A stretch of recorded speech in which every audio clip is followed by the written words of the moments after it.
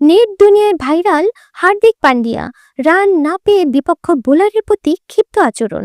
তবে ছেড়ে কথা বলেনি ছোট কিশোর। তুমি হার্দিক তো কি হয়েছে?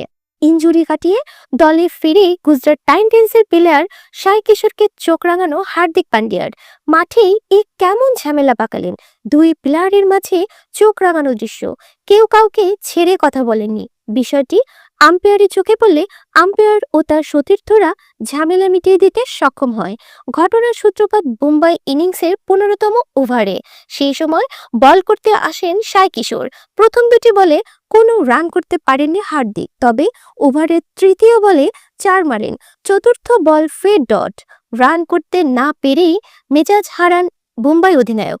ভাইরাল হওয়া ভিডিওতে দেখা যাচ্ছে সাই কিশোরকে উদ্দেশ্য করে বলছে, লাগতে এসো না, চুপ করে থাকো। ঝামেলার দিনে গুজরাটের বিপক্ষে হার। পরপর 2 ম্যাচে হেরে প্রবল চাপে মুম্বাই ইন্ডিয়ান্স।